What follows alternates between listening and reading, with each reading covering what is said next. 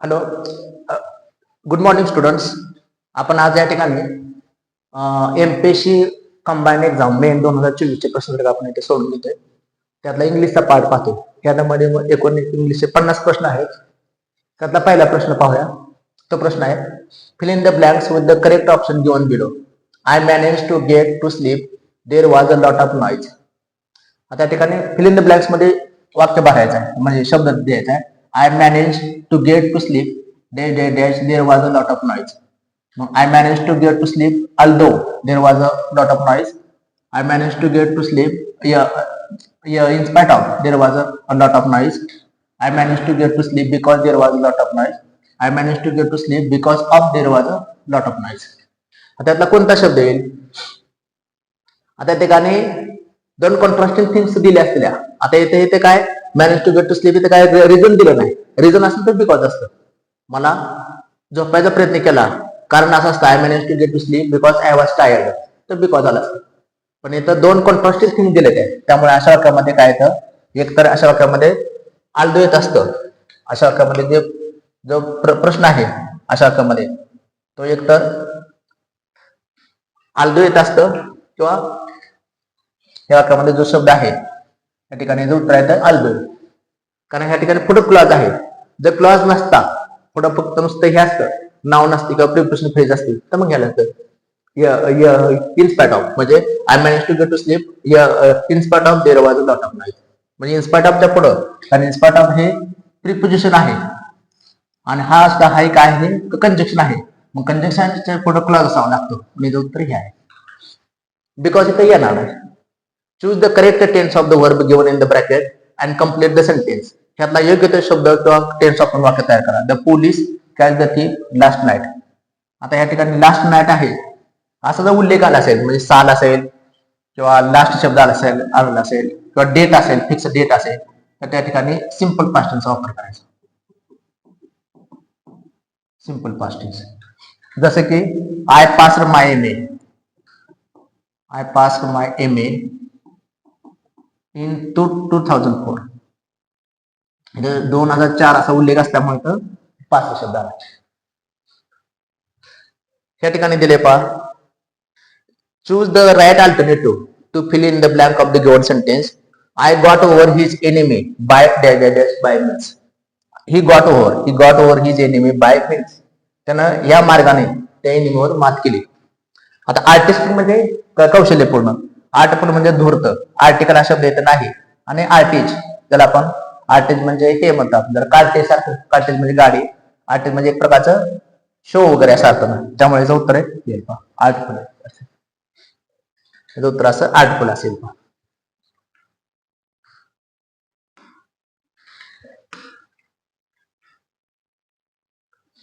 Choose the right alternative to fill in the blanks given in the sentence.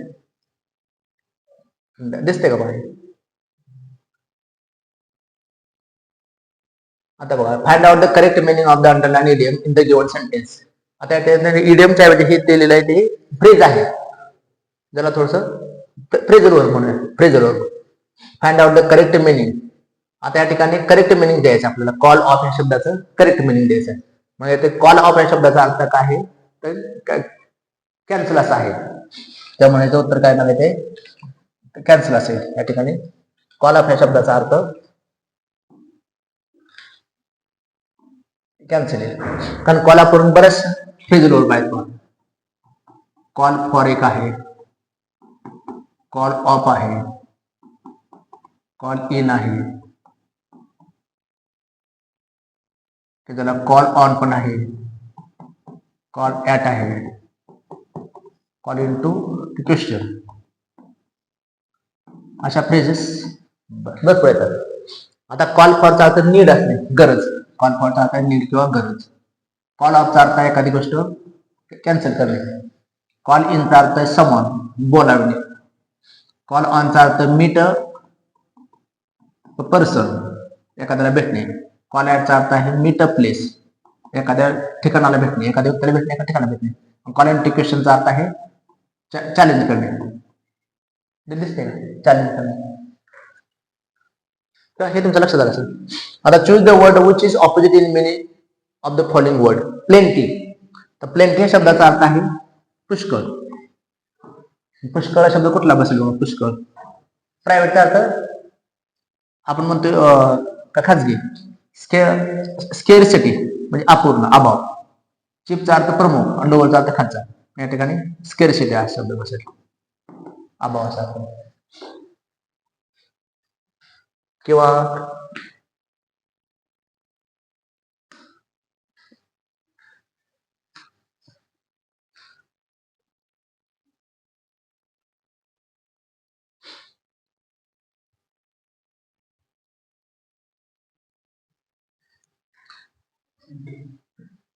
आता या ठिकाणी the interjection high expresses.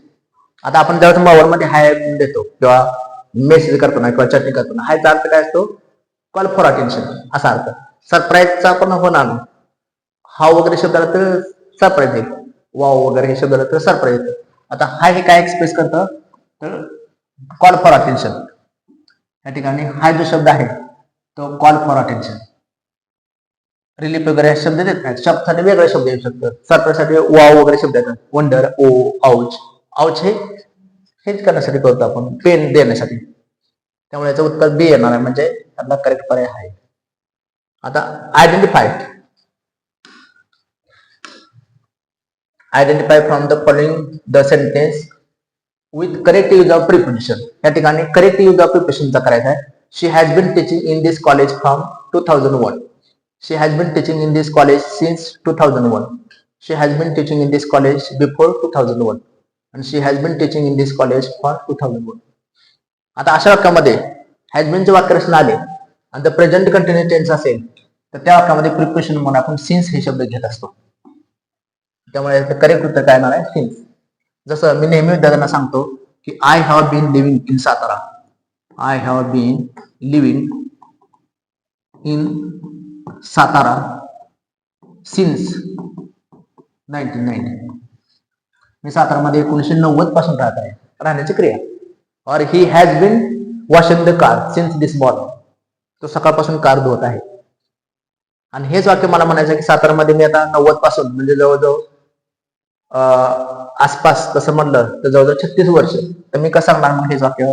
I have been living I have been living in Satara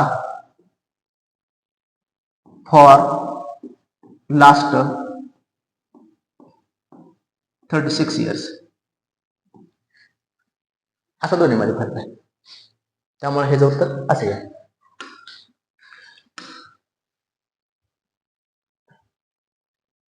Choose the from the following alternative the word which is synonymous in the meaning the false. False या शब्दाचा अर्थ आहे जो चुकीचं. मग चुकीच्या शब्दाला काय शब्द येईल बघा? रिअल येईल, ट्रू येईल, अनट्रू येईल का? हे काय पहा, अनट्रू शब्द येईल. Fill in the blank in the following sentence with suitable word given below it. Fill in the blank in the following sentence with suitable word given below it. She wanted to buy books. त्याला काय पुस्तकाची गरज होती? तर some books.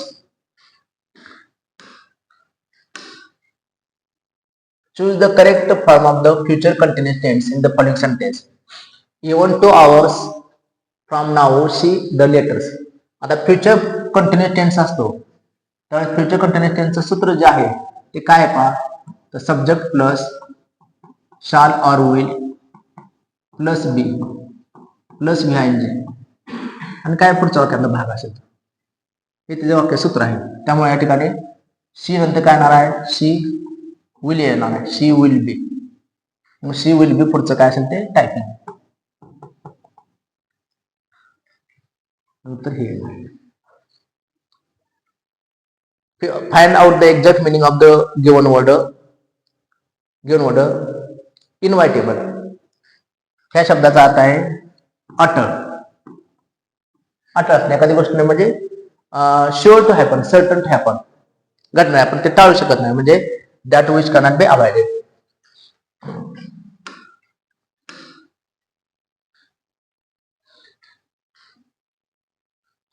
fill in the blanks with the correct option. The United States of America dash of people of all nationalities.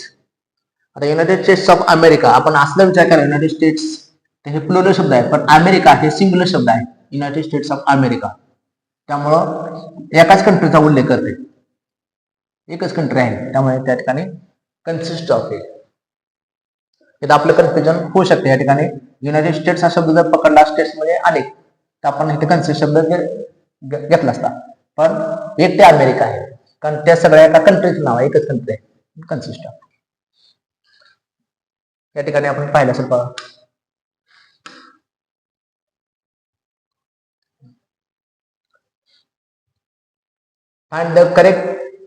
find out the correct part of speech of the underlined words in the following sentences. All is now lost. आता हे शब्द दिलेत बघा, या ठिकाणी all हा शब्द आहे तर पूर्णपणे वाक्यामध्ये काम करतोय, सब्जेक्ट काम करतोय, पण नामाऐवजी येते म्हणून हा शब्द काय आहे, या ठिकाणी प्रोनाउन आहे. ऑल मेन तर ऑल अँड मेन दोन्ही सब्जेक्ट म्हणून काम करतात, पण हे मॉडिफायर आहे, हे वर्ड आहे, नाउन आहे, नामाबद्दल माहिती सांगणारा शब्द आहे, तो ऑब्जेक्टिव्ह म्हणून काम करतो. He spilled coffee all, spilled बदल आलेला आहे, ऍडव्हर्बचं काम करतो म्हणजे ऍडव्हर्ब आहे. They all live together in the same house. They all, they pronoun आहे आणि ऑल आहे ते प्रोनाउन बद्दल माहिती सांगते, म्हणजे दे ऑल एकत्र शब्द आहे म्हणजे या ठिकाणी नाउन आहे.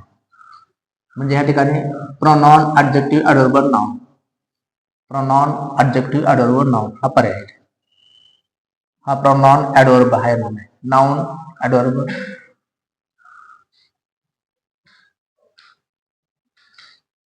हे सुद्धा तुम्ही सांगू शकता बा. Identify the part of speech of the underlined word in the following sentence. I ate some rice. तुम्हाला माहित आहे आय इट हे सब्जेक्ट मानलं, हे जर पूर्णपणे सेंटेन्स मानलं आपण या ठिकाणी, हे जर पूर्ण सेंटेन्स आहे, या पूर्ण सेंटेन्स मध्ये सम राईस हे तुम्हाला माहित आहे, हे सब्जेक्ट आहे, हे वर्ब आहे, हे पूर्णपणे काय आलंय ऑब्जेक्ट आलंय. ऑब्जेक्ट मध्ये दोन शब्द आहेत, हे मॉडिफायर आणि हे वर्ड आहे. हे वर्ड नाउन आहे, नामाबद्दल माहिती सांगणारा शब्द काय असतो ऍडजेक्टिव्ह, समजतो adjective.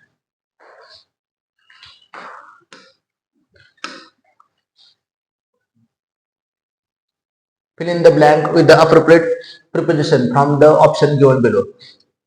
A fair little girl sat a tree. Over tree असं म्हणणार नाही, under tree, with tree, into tree. Under tree.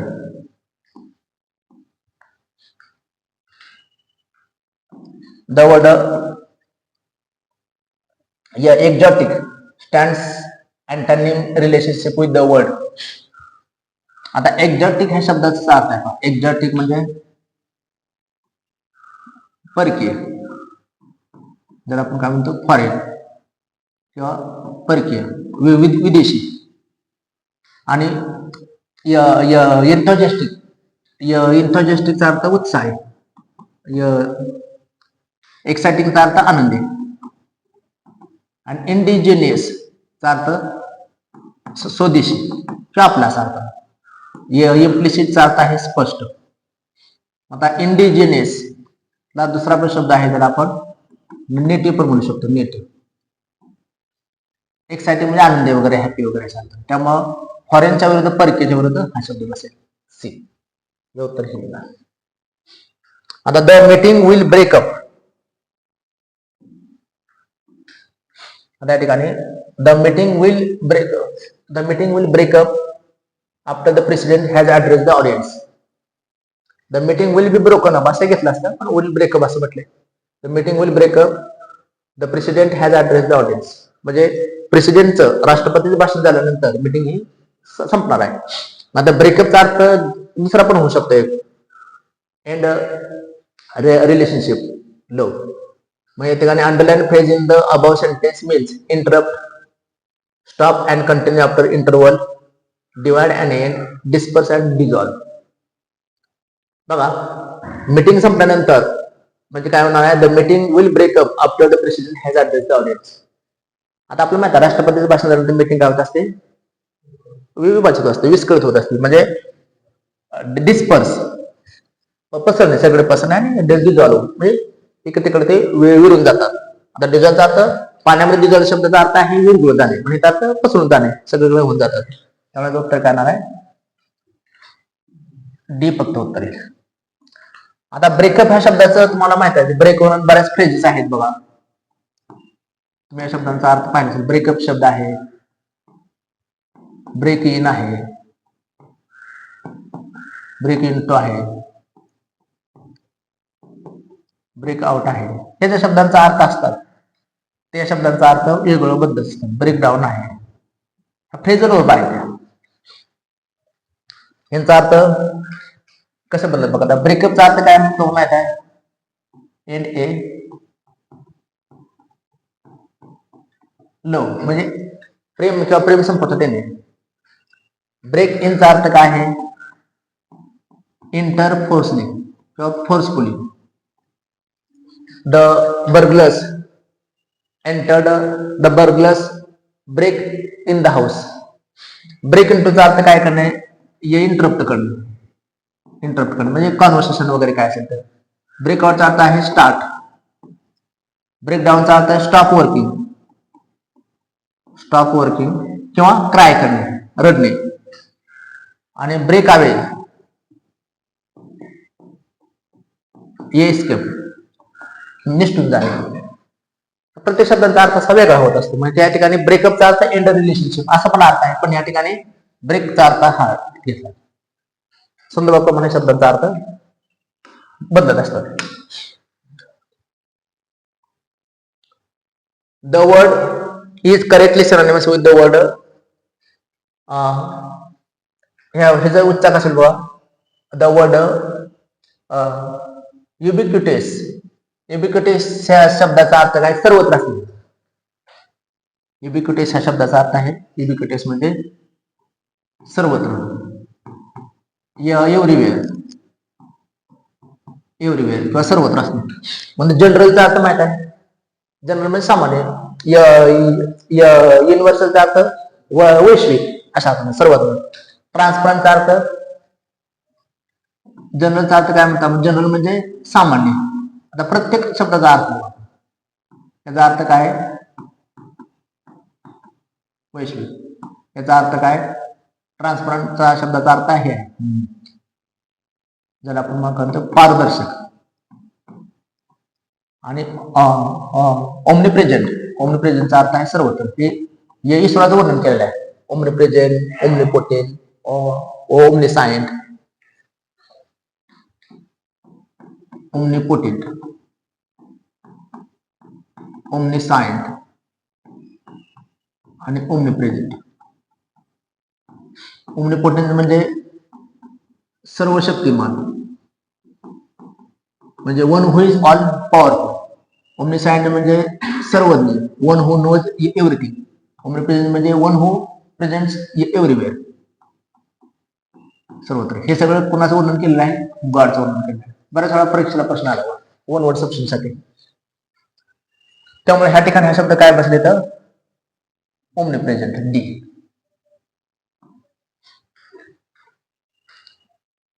आता येतं a good. Choose the correct option to fill in the blank in the following sentence. A good who is able to get the best from those place under his charge. ज्याला आपण discipline म्हणतो. Discipline म्हणजे जो discipline मध्ये असतो. Discipline या शब्दाचं spelling काय बघा? डिसिप्लिन हे मूळ शब्दाचं स्पेलिंग. म्हणजे डिसिप्लिनरी. मग कटले शब्द बसले बघा. डिसिप्लिन प्रमाणे हाच फक्त पुढे काय लागणार आहे? डिसिप्लिनरी. ईचा रूपांतर ए मध्ये होईल. डिसिप्लिनरियन असेल बघा. फक्त हा फक्त पुढे शब्द लागेल. कुठला शब्द करेक्ट बसेल? मग चौथा बसेल, disciplinary. Fill in the blank by using the correct future tense. Don't worry that dash late tonight. आता फ्युचर कंटिन्युअस टेन्स आहे. हे पण वाक्य बरोबर वाटतं आपल्याला. पण फ्युचर कंटिन्युअस टेन्स म्हणलं don't worry if I am late tonight, don't worry when I am late tonight, don't worry when I will be late. पण हे तर फ्युचर टेन्स सांगितलंय. त्यामुळे फ्युचर टेन्स म्हणलं का आणि लेट नाईट टू नाईटचा उल्लेख केलाय त्यामुळे व्हेन. इफ आय, कारण इथं टू नाईट म्हणजे when I will be late tonight. इथं टाइम सांगितला म्हणून ते व्हेन आलेलं आहे.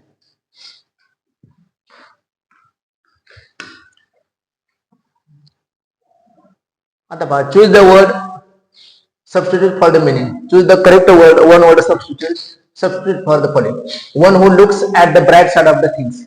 जो ब्राईट साइड बघतो त्याला काय म्हणतो आपण? जो ब्राईट साइड बघतो त्याला शब्द आहे. आता पेसिमिस्टिकचा अर्थ काय? हा शब्दाचा अर्थ हे आहे. पेसिमिस्टिक शब्दाचं काय? One who looks at the dark side of the life. On the dark side of the thing. Pessimist. सिनिकचा अर्थ काय? One who finds faults. Only faults. जो इतरांचा फक्त दोष काढत असतो, चुका काढत असतो. आणि ह्युमॅनिस्ट म्हणजे काय? One who loves Mankind. किंवा सर्वोनी ह्युमॅनिस्टचा विचार करतो, ह्युमन बिंगचा विचार करतो. त्यामुळे उत्तर आहे optimistic. Choose the word or words to define the following sentence. One who eats too much. जो जास्त खातो त्याला काय म्हणतो आपण इथे? ग्लुटन. जास्त खाणारा. हंग्री म्हणजे भुकेलेला. अनॅक्झियस म्हणजे नेहमी हसतो. अनॅक्झियस म्हणजे चिंता करणारा अनॅक्झियस असतो. आणि हिपोक्राइट. हिपोक्राइटचा अर्थ ढोंगी. त्यामुळे इथं ग्लुटन बसेल. ग्लुटन म्हणजे यामध्ये पण परत दोन शब्द आहेत, ग्लुटन वगैरे, ज्याला आपण हे म्हणतो आपण एखाद्या गोष्टीचं हे करणे. जास्त खाण्याच्या बाबतीमध्ये असेल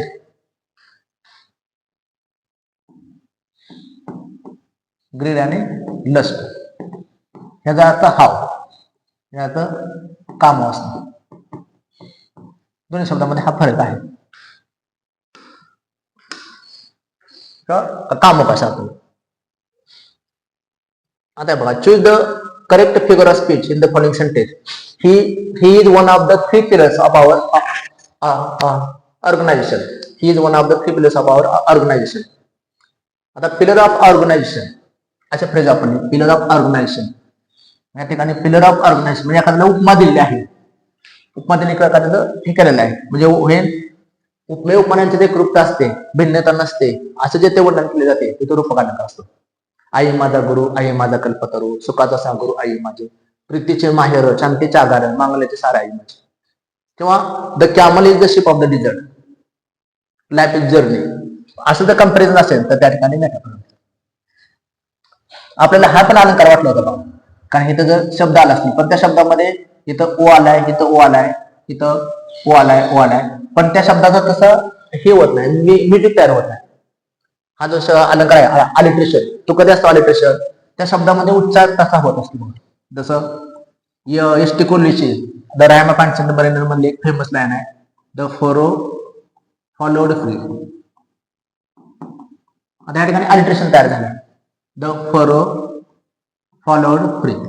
फो होतो उच्चार होतो, त्यामुळे हा अलिट्रेशन आहे. सिमिली कधी असतो? उपमालंकार. ऍज लाईक सो शब्द आलेले असतात. My love is like a red red rose. Simile. Paradox opposite things आलेले असतात.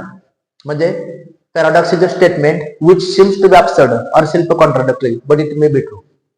The child is the father of the man. हे पॅराडॉक्स एक्झाम्पल आहे. Let him be rich and very. Two contrasting असतात.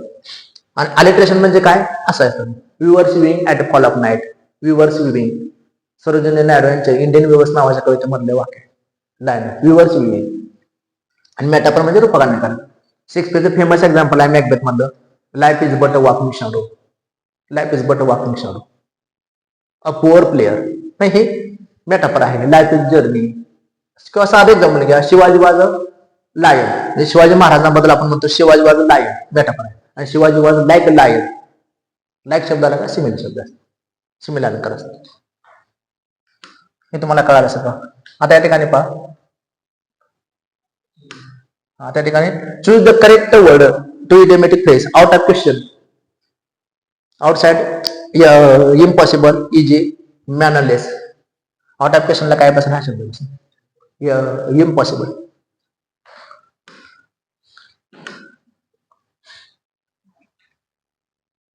Choose the idiom that means to achieve success without any obstacles or difficulties. आता या ठिकाणी बघा, सहजपणे एखाद्या हे करणे, सहजपणे एखादी गोष्ट करणे. मग तर हॅव अन ऍक्स टू ग्रॅबचा अर्थ काय करणे?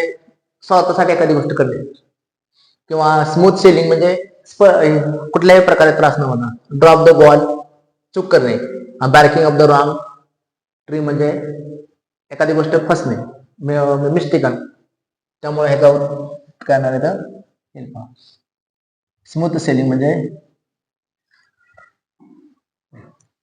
स्मूथ सेलिंग, स्मूथ सेलिंग एवढं सोपं पाठ आहे.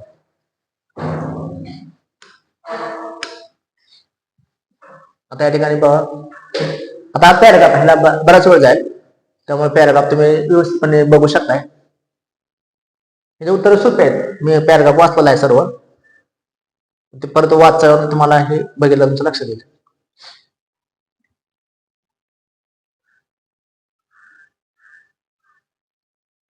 आता if it rains the match will be cancelled. The above sentence exemplifies mood. आता मूडचे 3 प्रकार असतात, म्हणजे इंडिकेटिव्ह, इम्पेरेटिव्ह आणि सब्जेक्टिव्ह. जो पहिला मूड आहे इंडिकेटिव्ह, त्या इंडिकेटिव्ह मूड मध्ये विधानार्थी वाक्य असतं. जसं Nehru was a great statesman. नकारार्थी वाक्य असतं, I do not like coffee. जर आपण एखादी कंडिशन असते, म्हणजे एखादी कंडिशन असते किंवा सपोजिशन असते, if it rains the match will be cancel. आणि जो इम्पेरेटिव्ह मोड असतो त्यामध्ये आज्ञार्थी वाक्य असतं, आज्ञा, विनंती, come here, please come here, let me go. Imperative. Subjective mode जो असतो तो त्या वाक्यामध्ये वेगळंच विधान असतं. She walks as if she were सुस्मित असेल. If I were bird I would fly in the sky. हे सब्जेक्टिव्ह मोडचं वाक्य असतात, इच्छादर्शक, की जे अतृप्त इच्छा व्यक्त केली असते. त्यामुळे हे जे उत्तर आहे ते आहे C. She may be attending the parent-teacher meeting. She might be attending the parent-teacher meeting. She could be attending the parent-teacher meeting. आता इथं काय म्हटलंय, in which the sentences above do, does, underline, model, expresses good possibility.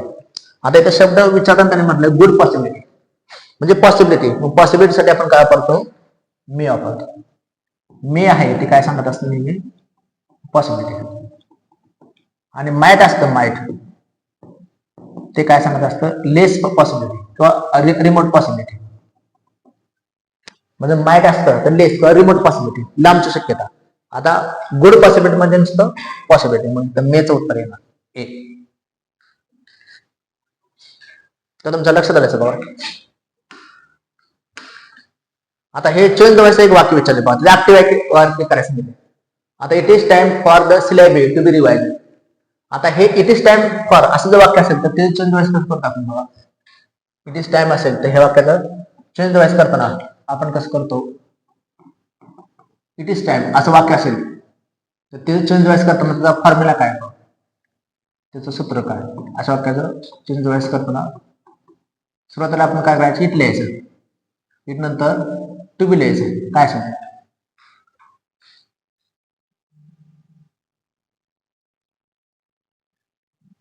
Sorry, ह्या प्रश्नाचं उत्तर आपल्याला काय करायचं तुम्ही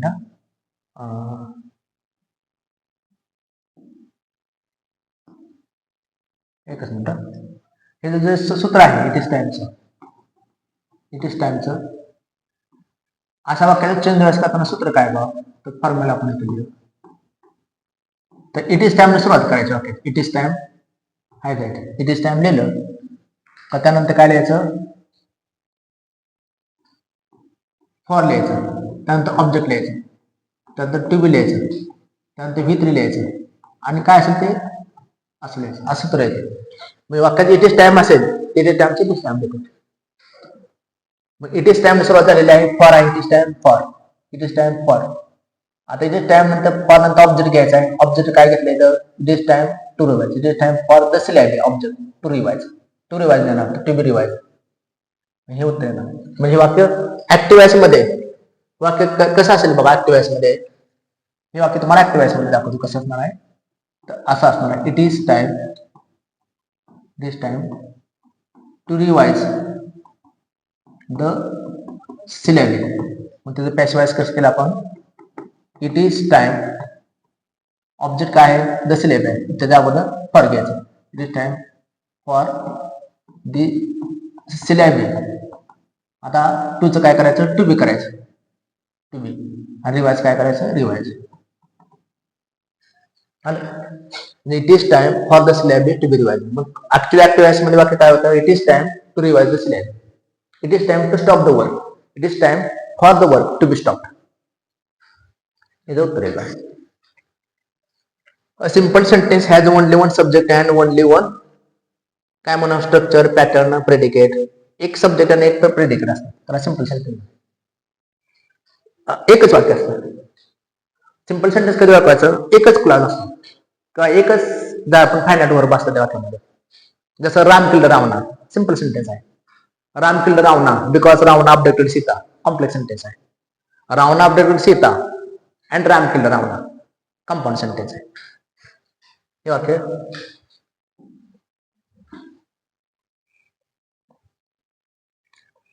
choose the correct passive form of the sentence given below. I and I him असं वाक्य बघा. आता हे सुद्धा उत्तर करताना तुम्हाला माहित आहे, आता वाक्यामध्ये आपल्याला माहित आहे, हे वाक्यामध्ये सब्जेक्ट आहे, वाक्यात सब्जेक्ट आहे, वर्ब आहे आणि नॉन ऑब्जेक्ट आहे. आपल्याला माहित आहे ऍक्टिव्ह सूत्र काय आहे, पॅसिव्ह सूत्र काय आहे. साधारणपणे आपण ऍक्टिव्ह पॅसिव्ह मध्ये आपण एसव्हीओ लिहितो, पण हे वाक्य एक्सेप्शन आहे, त्यामुळे आपल्याला कसं करावं लागणार बघा. असं वाक्य ऍक्टिव्हचं, आय आणि आय हिम.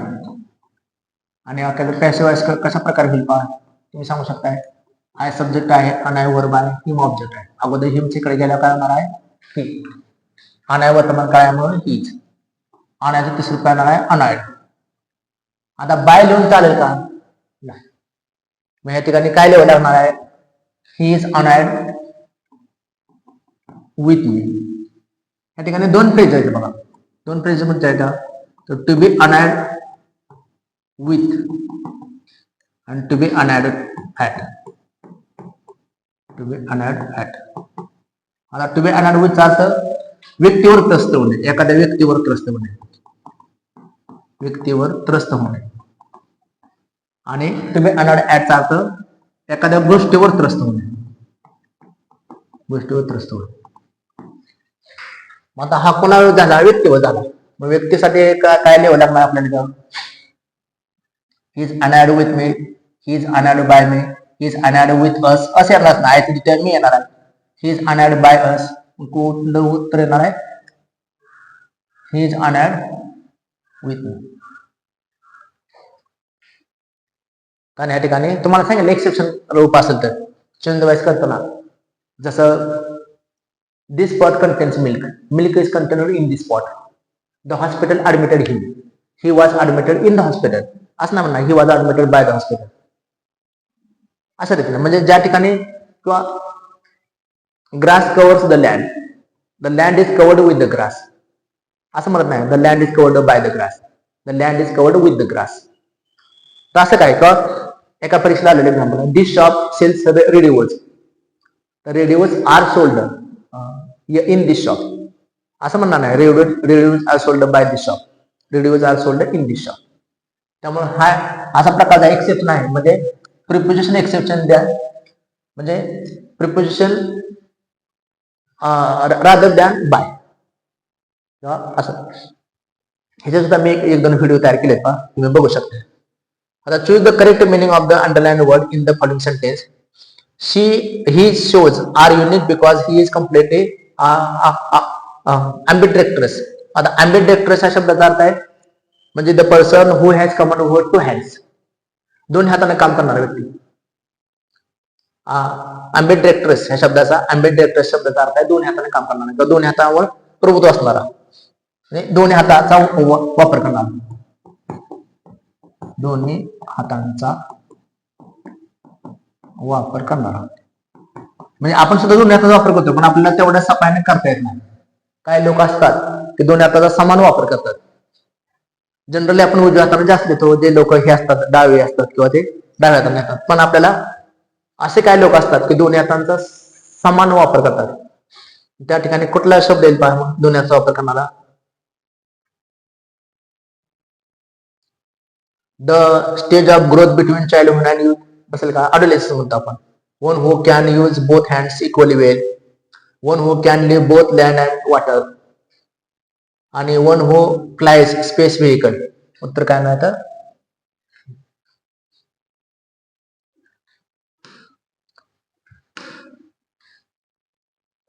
आता या ठिकाणी चूज द करेक्ट सेंटेन्स आहे. Shall we have some copy? Please you may post this letter for me. You may take off your hat. I can't see screen.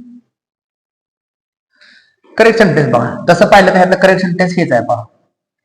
जसं बघा की शाल वी हॅव सम कॉपी, आपण थोडी copy घेऊया का? तर आपण कॉपी घेऊ का? जर रिक्वेस्ट करायचं असेल तर आपण ह्याचा वापर करतो. Shall we give some copy. या ठिकाणी उत्तर काय मिळतं?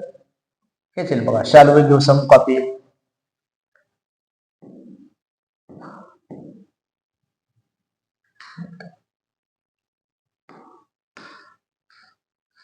या ठिकाणी आपल्याला काय करता येईल? पहिला shall we give some copy.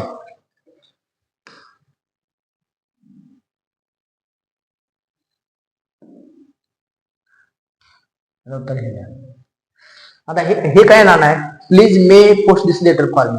Please can you म्हणा पाहिजे. Please can you post this letter for me. Please नंतर ते कॅन यू म्हणा पाहिजे. You may take off your hat, म्हणजे डायरेक्ट काय करावं म्हणतो? Take off your hat. You may म्हणायची गरज नाही. Take off your hat. त्यामुळे फक्त हेच उत्तर बरोबर आहे. आता चूज द करेक्ट सेंटेन्स.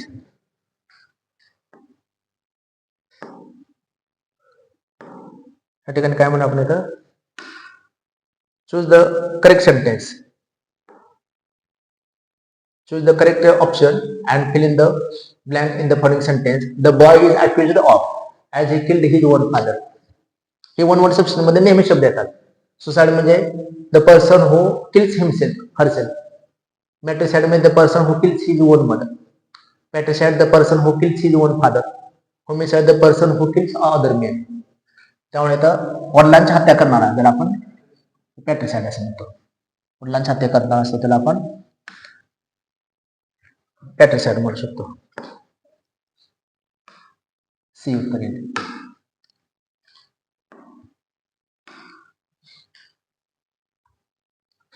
आता येतं Tito taller. Tito taller is a person. Tito taller is a person who text alcoholic drinks, eats all kinds of food, drinks too much, abstains from the alcoholic drinks. Tito taller का अर्थ काय आहे? The person और one who, जरा काय म्हणतो आपण? त्याचा अर्थ आहे दारू न पिणारा. दारू न पिणारा व्यक्ती जर आपण टिटो टॉलर असं म्हणतो. टिटो टॉलर म्हणजे abstain from alcoholic drinks. D. Choose the appropriate word for the phrase that which cannot be removed or rubbed off. म्हणजे काढून टाकलं जात नाही किंवा काढून टाकू शकत नाही असा अर्थ ना. इरिपेबलचा अर्थ जे आपण पुढं रिपेअर करू शकत नाही, दुरुस्त करू शकत नाही. इनडेलिबल म्हणजे जे आपण परत हे करू शकत नाही. इनवायटेबल म्हणजे जे आपण अटळ आहे, जे आपण थांबू शकत नाही. अँड इनफॉलिबल ह्या शब्दाचा अर्थ काय आहे? की ज्या शब्दाचा आपल्याला हे आहे इनफॉलिबल म्हणजे जो शब्द आपण हे करू शकतो. जर आपण काय म्हणू, एखादी गोष्ट आहे तर आपण एखादी गोष्ट थांबू शकतो, त्याला आपण इनफॉलिबल असं म्हणतो. एकच मिनिट.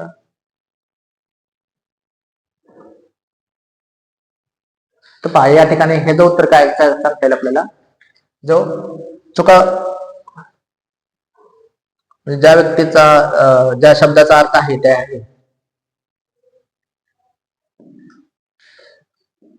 करेक्ट उत्तर काय लिहायचं?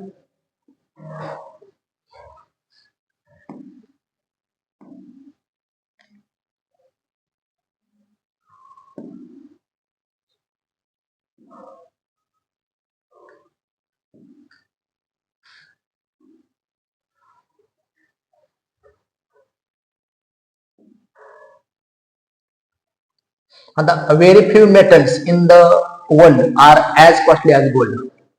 Select the correct comparative degree of the following sentence. आता बघा, very few metals in the world are as costly as gold. म्हणजे कंपॅरेटिव्ह डिग्री कसेल पहा. तर gold is costly than most other metals in the world. म्हणजे ह्याचं आपल्याला ह्याचं first degree काय असणार आहे बघा. फर्स्ट डिग्री मध्ये तर फर्स्ट डिग्री मध्ये असं वाक्य असणार आहे, तेव्हा त्याचं फर्स्ट डिग्री आपण असं करून केले. फर्स्ट डिग्री कशी असणार आहे की gold is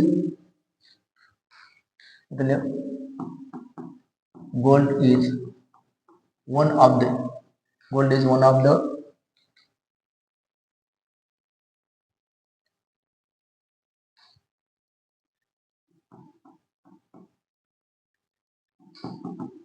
costliest metals in the world. हे फर्स्ट डिग्री आहे. मग फर्स्ट इज कम्पेरेटिव्ह करताना आपण काय करतो, म्हणजे हे सुपरलेटिव्ह डिग्री आहे. पहिले नाम आहे आणि सेकंड नाव आहे. आणि वाक्यात वन ऑफ द असेल तर व्हेरी फ्यू सुरुवात होते. म्हणजे very few metals are as costly as gold. Sorry, आता कॉस्टलीच येणार नाही. सॉरी, या ठिकाणी तिथं शब्द दिलेला आहे. तिथं कॉस्टलीच्या ऐवजी काय करणार आहे, मोस्ट कॉस्टली. कॉस्टली ते शब्द येणार नाही, मोस्ट कॉस्टली. इथं दिलं आहे शब्द मोस्ट कॉस्टली. म्हणजे very few metals are as costly as gold. हे पॉझिटिव्ह झालं. कम्पॅरेटिव्ह कसं होणार आहे, gold is more costly than most other gold is costlier than most other metals. त्यामुळे gold is costlier than most other metals हे उत्तर आहे. which of the following sentence is the simple sentence. यातलं simple sentence कोणता असणार आहे पहा. ह्यातलं simple sentence काय करता येईल आपल्याला.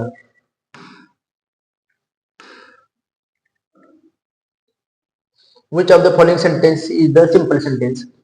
he is unwell so he cannot attend the office. आता या ठिकाणी अनवेल शब्द आलेला आहे किंवा सो शब्द आलेला आहे. सो शब्द असल्यामुळे हे सेंटेन्स कशामध्ये असणार आहे, कंपाऊंड मध्ये. ही कन्फेस्ड हिज क्राईम सरळ सेंटेन्स आहे, त्यामुळे सिंपल सेंटेन्स आहे. ही cannot speak nor he can write दोन क्लॉज आलेले आहेत, त्यामुळे या ठिकाणी सिंपल सेंटेन्सचा भाव व्यक्त होत नाही. He confessed that he is guilty that न झालं, त्यामुळे हे कॉम्प्लेक्स सेंटेन्स आहे. आता he cannot speak nor he neither nor हे आलेलं आहे, त्यामुळे हे सुद्धा कंपाऊंड सेंटेन्स, त्यामुळे सिंपल सेंटेन्स एकच आहे. सिंपल म्हणजे साधे वाक्य असते. आता हे बघा,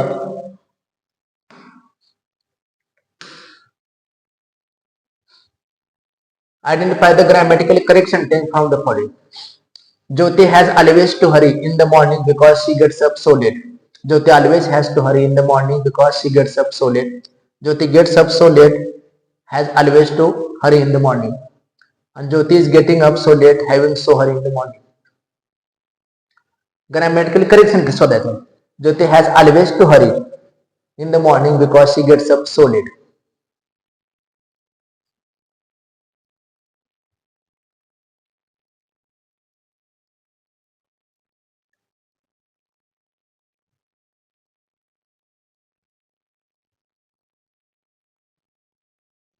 बघा कोणतं वाक्य करेक्ट केलं बघा, हेच पहिले करेक्ट केलं बघा. कारण Jyoti has always to hurry in the morning because she gets up so late. Jyoti always has to hurry in the morning अशा नाना. Jyoti gets up so late, Jyoti is getting up so late, त्यामुळे याचं उत्तर correct. Identify the adverb clause underline in the following sentence. ह्यातला underline clause केलेला adverb clause शोधायचा आहे. They fought as heroes do, यामध्ये काय सांगितलं तर कंपॅरिझन सांगितलेलं आहे. कंपॅरिझन मग कंपॅरिझन सांगणारा क्लॉज हा ॲडव्हर्ब क्लॉज असतो. I expect that I shall get a prize हा नाउन क्लॉज आहे. Here is the book you want, here is the book that which you want adjective clause. आणि I fear that I shall fear, I fear that I shall fear हा सुद्धा noun clause आहे. त्यामुळे तर adverb clause आहे तो कुठला आहे, हाच आहे.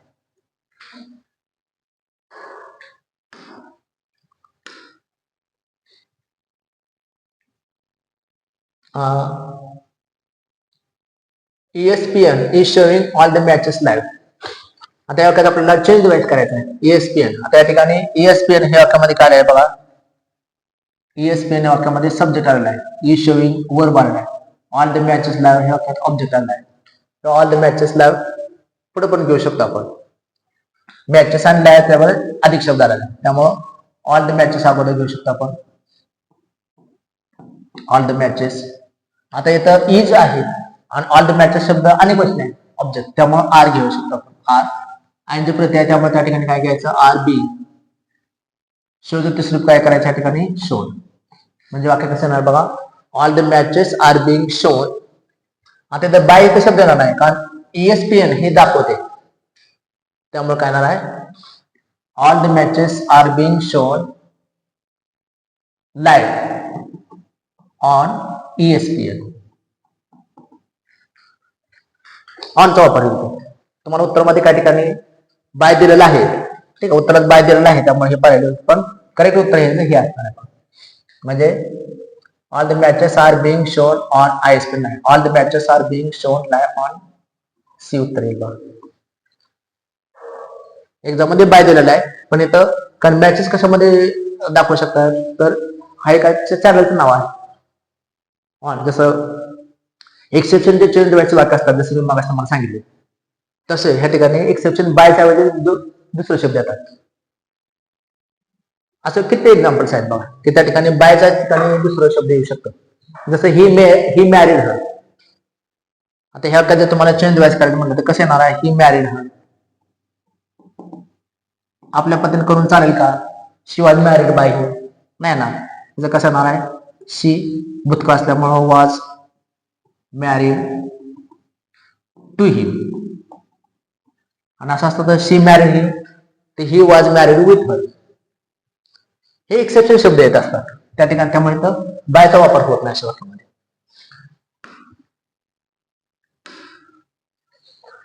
Identify the suitable modal which indicate some kind of rule in the following sentence. In Delhi even the pillion riders their daddies wear a helmet. आता पिलियन रायडर शब्दाचा अर्थ काय दुचाकीवर पाठीमागे बसलेले लोक. दुचाकीवर मागे बसलेले लोक. दुचाकीवर पुढे बसलेला माणूस असतो त्याला कंपल्सरीच आहे, पण मागच्या लोकांनी सुद्धा काय केलं पाहिजे हेल्मेट वापरलं पाहिजे. म्हणजे हा नियम आहे तो कोणासाठी आहे जास्त ड्रायव्हरला आहे का ते आहे म्हणजे पॅसेंजरला आहे. पण एक नियम कोणासाठी असतो ड्रायव्हरसाठी असतो आणि त्यांना मागचं बसणार सुद्धा आहे. त्यामुळं अशा कामामध्ये आपण मस्ट सुद्धा वापरू शकतो. In Delhi even the pillion riders must wear helmet have to wear. पण अशा वाक्यामध्ये कॉमन सिस्टम त्या ठिकाणी हॅव टू येतं. जसं we have to complete our work त्या ठिकाणी मस्ट येत नाही, कारण in Delhi even the pillion riders wear helmet even हा शब्द वापरलाय.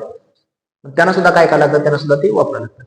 ड्रायव्हर असता तिथं आपण मस्ट घेतलं असतं, कंपल्सरी आहे.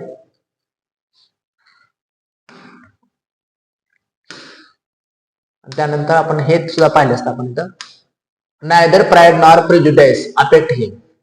Identify the correct sentence. हे करेक्ट सेंटेन्स कसं झालं असतं बघा. Neither pride nor prejudice affects इथं लागायला पाहिजे. Affects each of these qualities is to be found in him. हे करेक्ट वाक्य आहे. Neither he or either he or I am to be blamed. हे पण बरोबर वाक्य वाटते. आयदर ही और आय दोघांपैकी एक कोणतं ब्लेम करण्यासाठी आहे, त्यामुळे बी आणि सी उत्तर बरोबर वाटते पहा. बी आणि सी अरे दोन असेल कारण हा काय बरोबर नाही. Neither pride nor prejudice. Neither आणि नॉर शब्द आहे सिंग्युलर शब्द आहे त्यामुळे अपेक्षा ऐवजी अपेक्स यायला पाहिजे.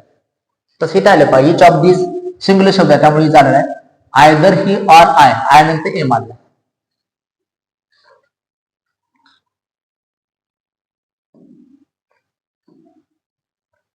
आता we shall go to Amritsar when my sister from Kolhapur. We shall go शॅलचा वापर केला फ्युचर टेन्सचा. आम्ही अमृतसरला जाऊ जेव्हा आमची बहीण कोल्हापूरवरून येईल किंवा कोल्हापूरवरून येईल. म्हणजे फ्युचर टेन्स असेल तर त्या जवळ हा प्रेझेंट टेन्स येतो.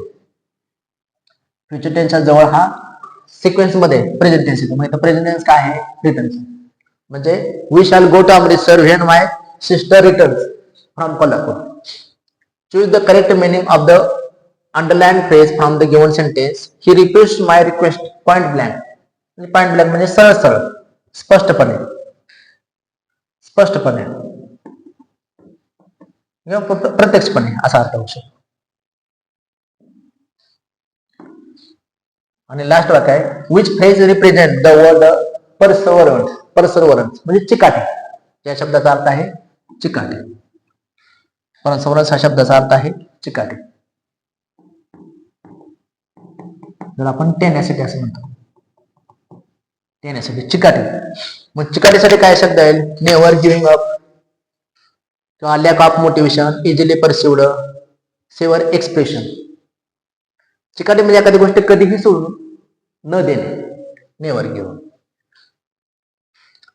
अशा रीतीने मी हे जे क्वेश्चन पेपर झालेले आहे एमपीएससी 2024 अशा रीतीने मी सोडून देण्याचा प्रयत्न केलेला आहे. सगळ्यांना आवडले असेल. थँक्यू. ठिकाणी आपण